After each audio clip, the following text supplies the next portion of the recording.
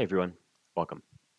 Today we're going to be talking about the data structure that TouchDesigner uses to organize its user interface, as well as the network editor, and how we can leverage that data structure in Python to create our own custom keyboard shortcuts for doing a wide variety of things, such as backdropping tops and setting that display background tops to true or false using just a keyboard shortcut, something I've always wanted to be able to do.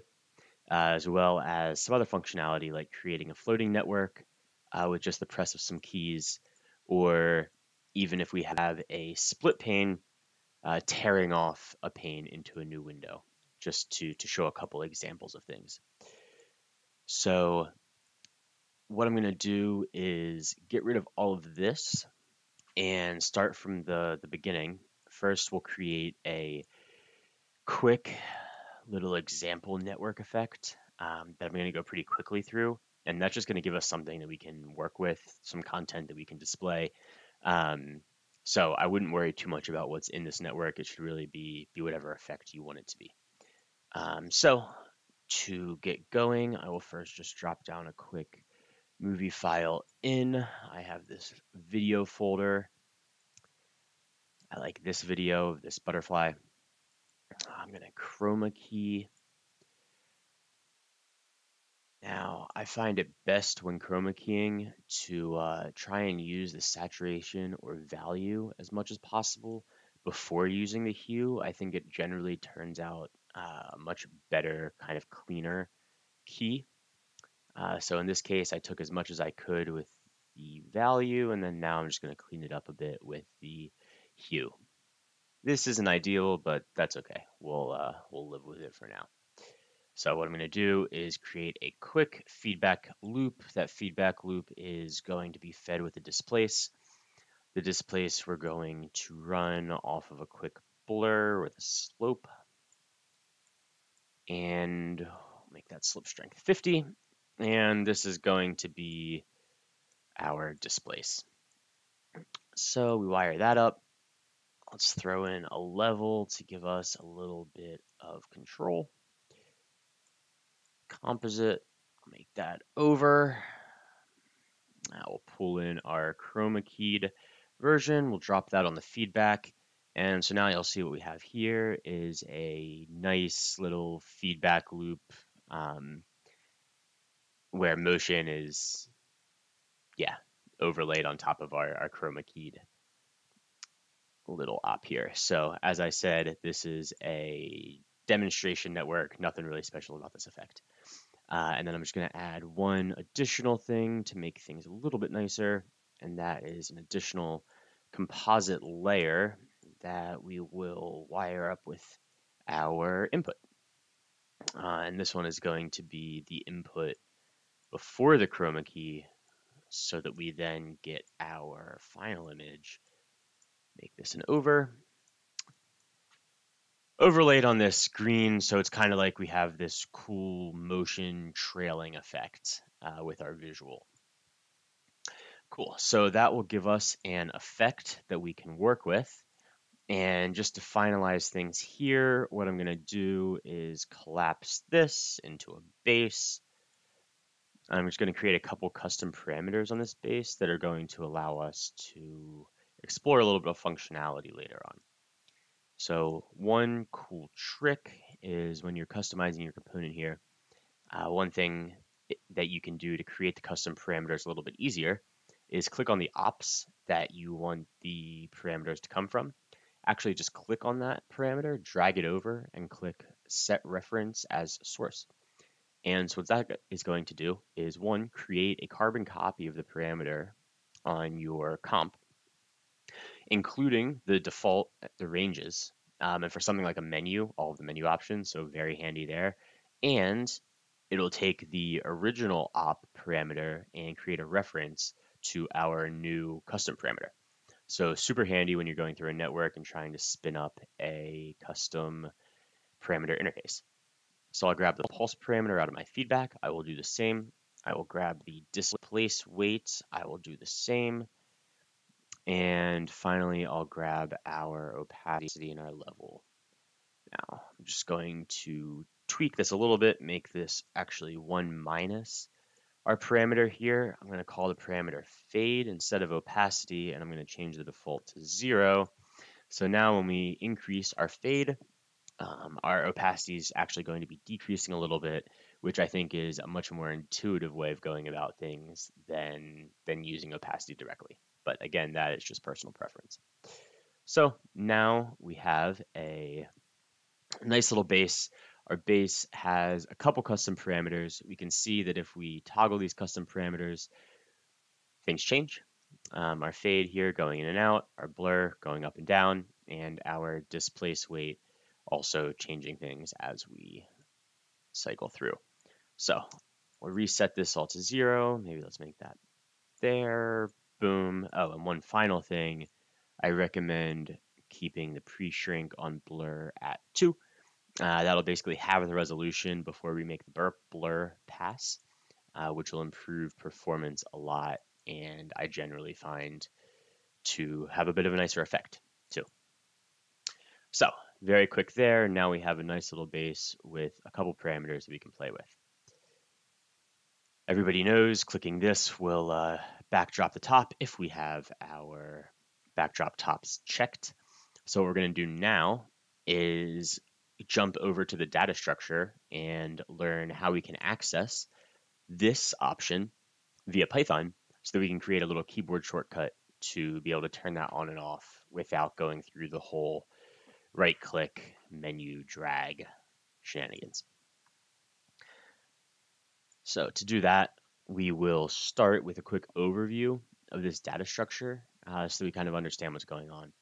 So the UI class is at the top of TouchDesigner's UI data structure for obvious reasons. That class has quite a few members, which we'll get into in a moment. But one of those members is a panes class. Now, panes class is actually nothing more than a list or an array of pane singular class objects. And that pane class is where a lot of the functionality that we're interested in actually lives. So that pane class has its own methods, such as make a floating copy or tear away, which we talked about at the very beginning, as well as a subclass, which is called the network editor class. And that network editor class has some additional functionality that we are also very interested in, such as show backdrop tops and, just as an example, home selected. So a little schematic as an overview just to kind of keep track of where we're going. I'll actually put that over here and I will jump this over here. So go back to our chart. Right, so one of the problems that I found in understanding TouchDesigner's data structure is that there is documentation, but a lot of times what you need to know is spread across quite a few different pages, and it takes a little bit of work to be able to piece things together. So I'll post these links in the description so you have them, but generally what we're going to be doing here today is actually not using this UI class in and of itself, but we'll be using this UI class to access the pane class objects and the network editor class objects that we'll be actually interested in using to make our custom shortcuts. So if we're on this UI class documentation page, we can see that one of their members is this panes object, and that'll return a TD panes class. What is that? That is the set of all panes in the user interface. So we click on this, we're taken to a panes class, our second stop here in our diagram. Now, there's not a ton on the panes class specifically because all the panes classes is a list of all of the different pane objects. So what we really want is the actual pane, singular, quite confusing, class. And this class is what is both the parent of our network editor class, as well as the class that has the members and methods that we're most interested in, such as make a floating copy, tear away, and a couple other things like changing the type, etc. Now you'll notice some of these already have keyboard shortcuts such as split left, split right, change the type. All of those you can do in TouchDesigner with keyboard shortcuts. Alt 1, for example, will change your current pane to a network editor type, Alt 4 to a top viewer, etc. Um, and your Alt bracket left and right for splitting in different ways. So we don't necessarily need to create those shortcuts, but maybe we do want a shortcut for something new, such as creating a floating copy or tearing a pane away. Next, let's jump into the network editor class and see what we have here. So network editor class is a subclass of the pane class, which means it inherits everything the pane class has and then adds some of its own additional members and methods. Now here we finally get to what we are most interested in, or at least I am, and that is show backdrop tops, which is a bool member, and that'll be either true or false. When set to true, it will allow the top viewer as a backdrop. When set to false, it will not. And that's what our right click through the display menu gets us to, and what we want to be able to do just in Python. So that's great. So now we know this is the member that we want, and we just have to figure out how to get there in Python. There's a bunch of other stuff here, including different inherited things from the pane class. I'm not going to go through most of this. I'll let you guys explore on your own. But what we do need to do is figure out how to get to this show backdrop tops member in Python. So up here, we're given a hint, and that is that the network editor class can be accessed from the UI object. Now, if you happen to miss this or didn't see it or didn't understand what it meant, it would be very difficult to figure out how we actually get to touching all of these different objects to actually set different properties and members. But here we have it.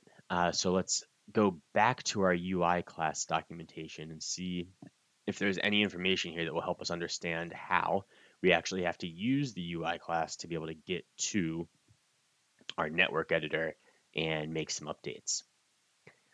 So scrolling, there's not a ton of good examples here. It's not quite giving me what I would like. So instead of doing this UI class documentation, I'm going to jump through to the pane documentation and see if there's any better examples here. So it looks like we can access the panes member of the UI, which we already know about here.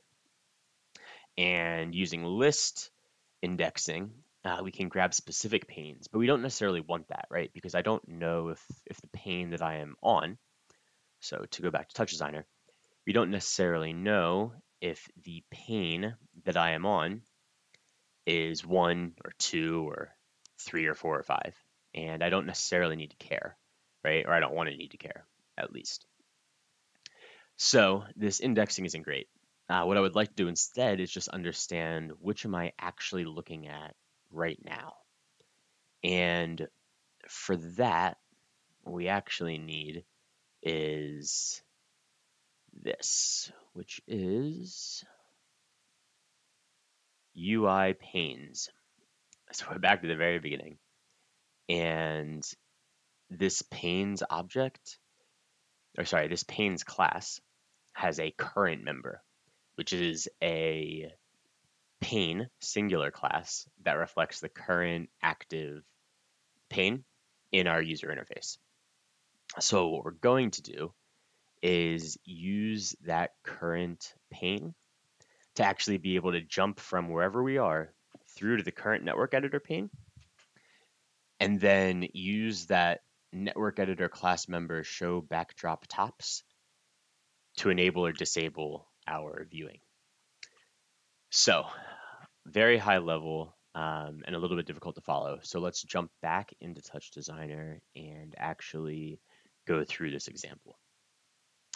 So what I'm going to do here is break this, move this over, and I'm just going to create our hotkeys right over here.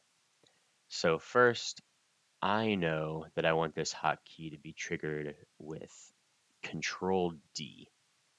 And I want that because D is what makes us turn the display on and off for a given top. I think Control D makes a lot of sense then for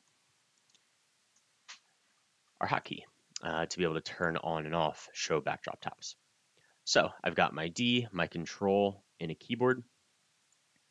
I'm going to use a math chop to multiply those channels together so that this is only triggered if both of these keys are pressed.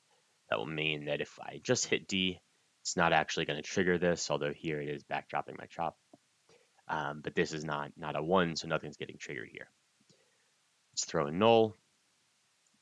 And from here, we're going to throw in a chop execute. And this chop execute is where we're actually going to write a line of Python, just one line, that will allow us to access our current network editor pane and turn that show backdrop tops member on and off. So what we're going to do is go to the UI, access the UI. We are going to then get to the panes object.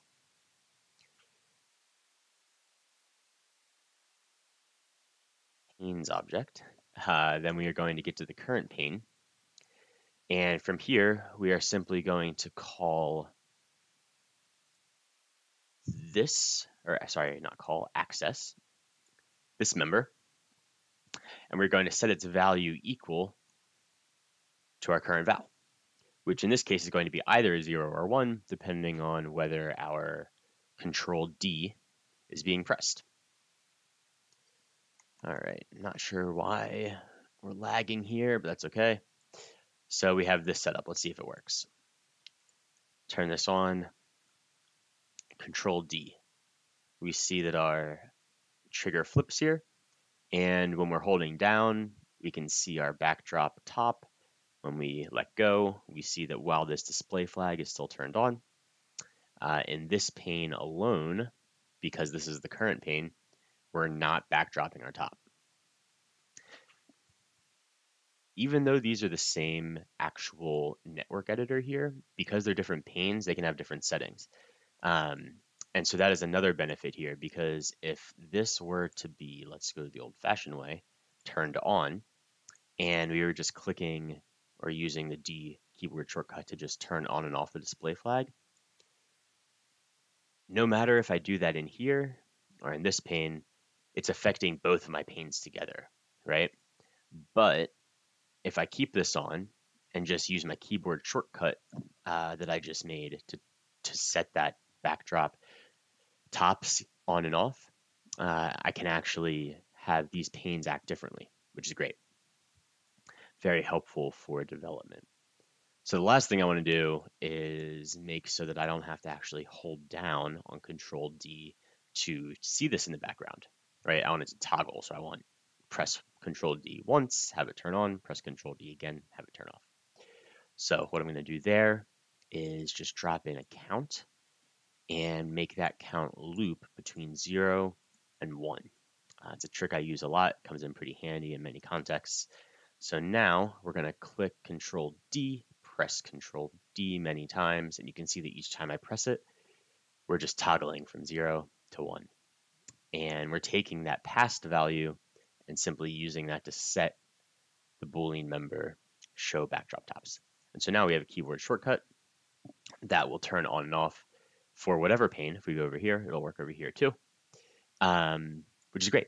And I find this really helpful in the development workflow to just keep things neat, keep things orderly, and reduce the number of times that I have to right click.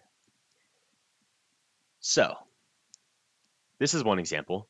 Let's use another example to make some slightly different functionality. So what I'll do is maybe make a keyboard in, and for this, we're going to make a floating copy keyboard shortcut, which I'm going to want to be Control Shift F. F for floating. That's about all there is to that. Feel free to choose your own set of keys. Then we use a math chop, combine these channels by multiplying. I'm not going to do the count on this case because opening a floating copy is kind of like a pulse or like a momentary, if you're familiar with buttons. So we don't need to toggle here. All we want to do is hit this combination of keys once and have a floating copy appear. So I'll use Alt-N to create a null, and then from there I will create another chop execute. Now, In here, I'm going to switch on the on to off, and I'm going to jump in here, access the same, UI.panes.current, and then here, instead of accessing a member, show backdrop tops, I'm just going to say floating copy. Boom. Now, if I do Control Shift F, voila, you have a floating copy of that pane, fully interactable and easy to use. And that'll happen anywhere. So if we're on this pane instead, or maybe let's jump in here for illustration, we're on this pane instead, boom, floating copy. Very helpful. And then finally, let's do one more. I'll just copy and paste that. We'll change the F to a T. And then I will simply go in here and change this floating copy to a tear away. This will only work if we have more than one pane open, since you can't tear away the only pane that's there, but we have two here, so we can see this work. Control Shift T. Now that active pane that I was in is now torn away. It exists here, and our other pane is now full screen in the background. When you close it, it will go back to the original. So now we have 3 keyboard shortcuts, completely custom, that will do these functionality to whatever pane we have open, which is great and really speeds up the workflow. Now, there's one other thing that I want to show you, and that is how to access the currently selected operator in a pane, and how to use that to maybe make something a little bit easier in your development workflow. For example, one thing that I like to do is have a couple different presets of parameter values and be able to quickly toggle between those presets to understand the effect that I'm working on in a variety of circumstances. I will point out that what I'm about to show you is absolutely not the best way to create presets. There are established preset managers, standalone components such as the Tau-SETI preset manager by Alpha Moonbase, and a couple other ones floating around the forums. I highly recommend you use those if you're going to do anything preset related in a production build. But for development, or for a very simple example to show this functionality, this will work. So I'm going to make a quick table. I'm going to make the table have exact dimensions. I'm going to make it have 4 rows, 2 columns. I'm going to call this par. We're going to call this val. This will be fade 0, blur 8, displace 1. Now each of these is going to correspond to one of our parameters here. And we're just going to call this preset 1. Let's make a few of these. All right, so we got 3 presets now. I'm going to change these values. Make that fade, increase the blur, maybe make that displace a little bit different. And then for this one, what do we do? Make no blur, maybe put the displace down to that. And we'll see how that works. So again, just noting this is definitely not the way to actually do presets, but presets are not the point here. So what I want to be able to do is click on one of these and take the values from inside this table, import them directly over to our base parameters here. So to do that, we're going to use same type of setup, chop execute, and let's get that going. So my keyboard shortcut in this case is going to be a Control Shift R. Control R will run a DAT. So I like Control Shift R for running something that is more bespoke. So Control Shift R, I'm gonna just grab this math, wire that up, create a null, and create my chop execute. whoops, my chop execute. Now, for this chop execute, what we're going to do is when we go off to on, we're going to take whatever our currently selected preset is, grab some values out of it, and copy those values over to our effect operator here. So let's maybe first name this something more descriptive, like effect, and then jump in here. So we'll say target equals op effect. Now, what we need to do is get our currently selected preset, and that currently selected preset is really going to be our currently selected op. And so what that's going to be is ui.panes.current.owner.current_child. And that is going to get us whatever op we have selected on our current pane.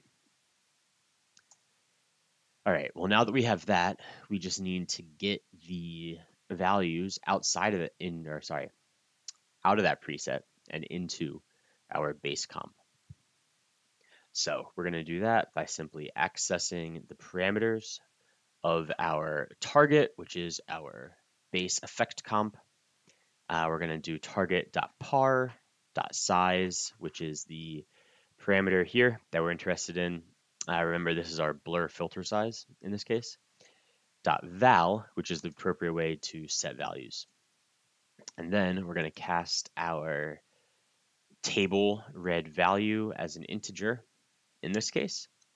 And we're going to make sure that we get our blur value here.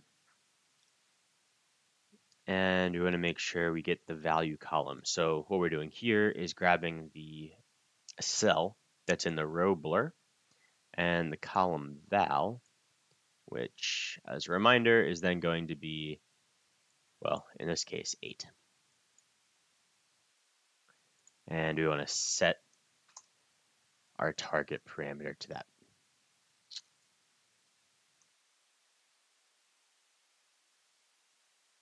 Make this cast this one as a float. Presets, fade, val, boom. Now, because our displace weight is actually a vec2, we're going to need to have 2 lines here. Displace weight x and displace weight y. But we're going to use the same value for both of those to keep things consistent. You can obviously change that if you like, but I'm not going to be doing so here. And then finally, we want to make sure that we pulse our effect after we load a new preset so that we can see unadulterated what our new parameters are looking like. So let's see what we have here then. We'll select this and we will run this chop execute by pressing Shift Control R. Maybe let's open this up so we can see what happens. Shift Control R. And we can see that by doing that, we take this specific value for fade, set it to fade. Well, in this case, we take a 0 for blur, set the size to 0, but because that parameter has its minimum clamped, turns out to be 1, so maybe we'll just put that to 1 there. And then our displace weight is set to 0.25 as expected. If we go to this preset, hit the same, we can see that now our parameters are different, our visual effects a little bit different, and the same for number 1. So now what we have is a set of keyboard shortcuts that can do things like backdrop our tops or not. We can open a floating copy. We can tear off a pane, and we can run various presets just by clicking on the op and pressing a few keys. So this has really sped up my own development cycle. It helps me keep things clean and is generally just some great quality of life improvements. So I hope it helps, and highly recommend everyone explore as much as they can the internal data structures the TouchDesigner uses. Once you understand more functionality there, there's really no limit to what you can do.